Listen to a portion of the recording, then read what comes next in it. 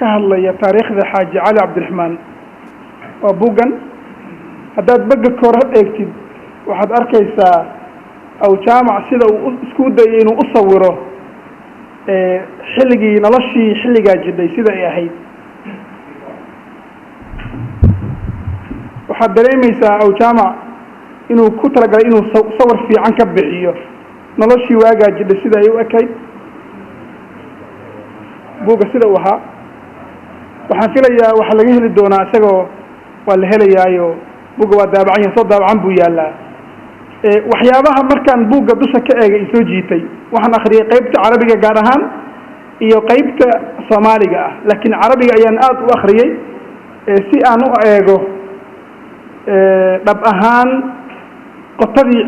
cilmiga dheer sheekha uu lahaa xaajiga uu lahaa buugu nolosha xaajiga kama wada hadlayo oo marka qof laga hadlayo noloshiisa waxyaabo badan oo asaasi ah oo nolosha qofka taabanaya oo aan ku jirin baa jira taasna waxay astaan u tahay aw jaamac Umar Ciise in nidaamka tawsiiqinta buuga ama raadraaca buuga inuu aad u adkaa tusaale ahaan waxaa ka maqan hooyada sheekha dhashay kuma qora hooyadii kuma qora inuu nugaal ku dhashay way ku qoranta laakiin hooyadii kuma qora aw jaamac waxa uu sheegay in magacyo badan loo soo gudbiyay laakiin uu ku kalsoonaan waayay sixada magaca hooyadiis saa awgeed uusan buuga ku soo darin taas waxay astaan u tahay astaan wanaagsan waxay u tahay qoraaga xoga badan oo fara badan oo dadka ay macnaha sheegaan buuga kuma qora waxa lagu qori waayay wuxuu aw jaamac hubin waayay nisbada xogta iyo ka dhaxaysa xaajiga saa awgeed uu ka reebay waxaa jira sawir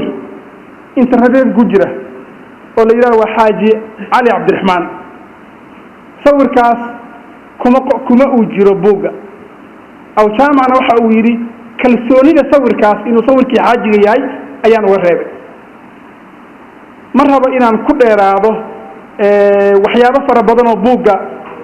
uusan sheekhu ku darin qoraagu uuna uga reebay kalsooni cilmiyeed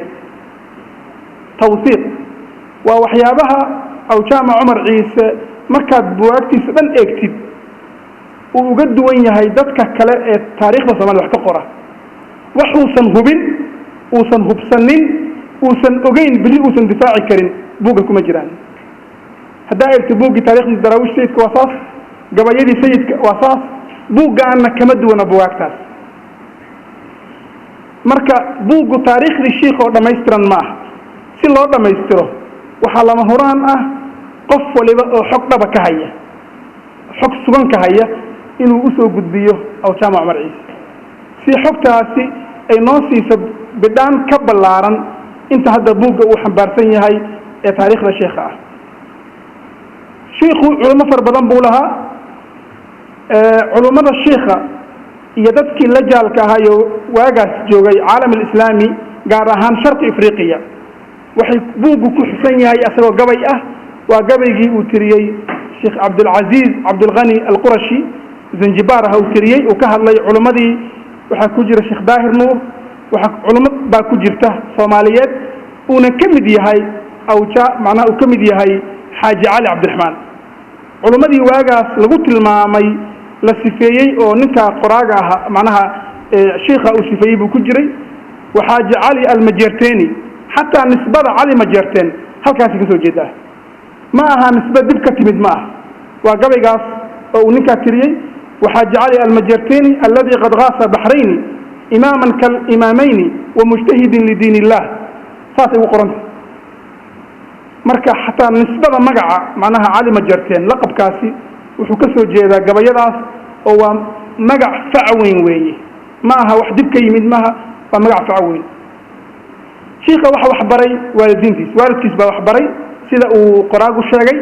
علماء كرنا وأولها سيدا الشيخ يوسف محمد فقي إدريس شيخ أساسي روح شيخ أساسي الروح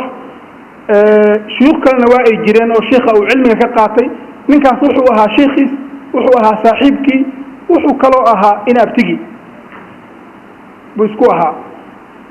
waraaqda ugu muhiimsan ee buugga ku qoran ee qofka marka uu eego uu ogaanayo heerka ufuqa sheekha uu u waasic u ahaa ama culumta u yaqaanay ay u badnaayeen waa waraaqda loo soo qoray sheekh maxamed yuusuf fiqi idriis inuu ka jawaabo su-aalo laga soo weydiiyey dhinacan galbeedka oo markii sheekha loo keenay dad badan waxay yidhaahdaan su-aalaha waxaa la weydiiyey sheekh cali cabdiraxmaan xaaji cali cabdiraxmaan lama weydiin waxaa la weydiiyey sheekh yuusuf maxamed fiqi inuu ka jawaabo sheekhii markuu waraaqdii arkay uu arkay su-aalaha meesha ku qoran inay waxyaabo fara badan oo waagaas caqiidada dadka iyo taabanayay ay si uga duwanaayeen oo culuum baatini ay ku qoraayeen ayuu ardaygiisii oo sheekh cali cabdiraxmaan xaaji cali cabdiraxmaan waxa uu yidhi ama ka jawaab ama ka tag anigu ka jawaabi mayo waraaqdii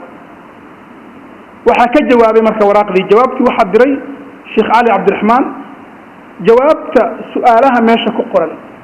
iyo waraaqdii dambe u lifaaqiyey ee su-aalaha isaga uu weydiinaya ahayd markaad eegtid waxaad fahmaysaa culumta waagaas jirtay cilmi ka mid ah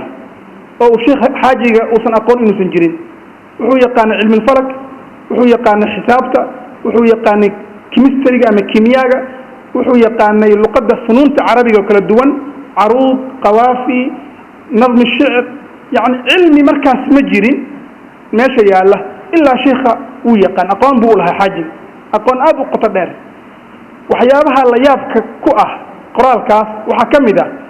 markuu su-aalihii ka jawaabay xaaji cali cabdiraxmaan oo uu uga jawaabay si nasri ah si qoraal ah ayuu haddana su-aalihii wuxuu uga jawaabay ayada oo gabay carabi ah oo markaa gabayga aada eegtid aada fahmaysid miisaankiisa iyo sida uu rasiin u yahay alfaadiisa waxaa fahmaysaa aqoonta qotada dheer oo xaajiga uu lahaa luqadda carabiga iyo culumta waagaa jiray waxyaabaha xaajiga awjaamac cumar ciise uu daaha ka qaaday waxaa ka mid ah oo qoraallo fara badanoo taariikhiya ku qoran laakiin xaqiiqada ka fog in qoraalkii loo diray dowladdii qaasimiyiinta ahayd ee ka jidhay imaaraadka gaar ahaan shaariqa hadda ka jidha reer qaasimiin sultaan bisaqr alqasimi waraaq loo qoray oo ay kutubada taariikhda ah ay in badan yidhaahdaan waraaqdaas waxa qoray salaadiin iyo odayaal deegaanka degan soomaaliyeed ama ha degaan waqooyi bari ama waqooyi galbeed sida uu qoray nin qoraa aho macnaa imaaraati ah aw jaamac waxa uu sugay waraaqdaas loo qoray dowladda qaasimiyiinta ah inuu qoray sheekh xaaji cali cabdiraxmaan baa waraaqdaas qoray waa waraaqda uu uga codsanayo in dowla alqaasimiya oo markaas awood badan ku lahayd khaliijka in ay awooddeeda extension ku samayso oo soo faajiso oo ay dhulkaana yimaadaan dhulkan macnaha puntland ama soomaaliya ay yimaadaan si looga hortago isfidintii guumaysiga uu waday waraaqdaas nuqullo badan oo taariikhi waxay qorayaan mar waxaa qoray isimo mar waxaa qoray culummo marna waxaa qoray culummo ka soo jeeda waqooyi galbeed aw jaamac cumar ciise isaga oo inuu qoray xaaji cali cabdiraxmaan arrintaas macnay ku fadhisaa noloshii xaajiga oo kooban waxaa soo jeediyey waxaa sheegay muxuu ahaa cabdiqaadir baa sheegay cabdikhayr ayaa sheegay buugga guud ahaan isagoo aan dhammaystirayn macnaha aan taariikhdii xaajiga dhan ka wada hadlaynin haddana waxaan moodaa waxaan ku arkay laba meeloo akhtaa matbaciya aan filaya inay akhtaa matbaciya yihiin typing errors inay yihiin tusaale ahaan qaybta soomaaliga waxaa ku qoran xaajiga inuu geeriyooday 1852 carabigana waxaa ku qoran 1851 miilaadigeed san baa udhexeeya farq sanaa udhexeeya marka aad hijriga eegtid hijriga waxaa qoran 1260 meelna waxaa qoran 1268 marka waxaan filayaa inay tahay waxaan u qaatay aniga inuu yahay typing errors inuu yahay akhtaa madbaciya laakiin waxaa naga shaafin doona muxuu ahaa qoraaga oo jaamac cumar ciise buuggan wuxuu ku wacan yahay horta waa tusaale cusub oo la rabo culimmada Soomaaliyeed oo qayb kamida inta ay ku qoran yihiin in lagu sameeyo raadraac lagu sameeyo oo taariikhdooda la qoro midda labaad manahijta aan dhigno oo dadka aan soo qaadano culimmada dadka noocaan oo kale ah waxaan u baahanahay magacyadooda inuu manhajka ku qoran yahay oo marka laga hadlayo taariikhda dalka manhajka qayb kamida uu yahay laga hadlo hebel iyo hebel iyo hebel carabaha waxaan kolbaa lagaa rabaa iyo sheekhi iyo ninkii jaahilka ahaa oo markaas macnaha una aqoonta sheekha u dhingata aan lahayn ayaa la soo fadhigay taas buu ka carooday saasuu nugaal uga tegay waxaa jira laba tuulo oo sheekha uu asaasay oo buugga ku qoran sida xalin iyo tuulo kale oo sheekh xaaji cali cabdiraxmaan uu asaasay oo tusaale u ah culimmada jirtay inay ka qayb qaadan jireen deegaanka buuggu marka waa buug qof kasta oo qoraa ah ama qof kasta oo raba taariikhda mandiqada inuu fahmo uusan ka maarmaynin taariikh dheerna uu soo maray aw jaamacna 1954 bay ahayd marka qaybta koowaad ee buuggan ay gacantiisa soo gashay waa nisfi qarni kaamil wey waa 50 sano wey qoraalka uu wadayna waxay ku qaadatay 5 sano inuu buuggan dhammaystiro waa dareemi kadhaa dhibaatada loo marayo qoraalada noocaan oo kale ah oo aysan jirin cid sponsor garaynaysa adduunka waxa la qorayo hay-adaha bixiya shirkadaha bixiya dad individuals baa kharashka ku bixiya in daraasad noocaas la sameeyo daraasadan waa daraaso oo jaamac cumar ciise isaga uu u qumay markuu arkay baahida loo qabo dadka noocaana dowrkoodii in la ibraaziyo oo in la muujiyo waxaan ku soo dhaweynayaa oo jaamac cumar ciise oo ay hayd marka hore inaan taariikhdiisa ka warramo ha yeeshee uu jecel yahay tawaaducan lahu in taariikhdiisa aan la buunbuunin ma ogola taariikhda oo jaamac in si faahfaahsan looga hadlo ha ahaato qoraal ama si kale oo jaamac waxa uu dhashay xilli hore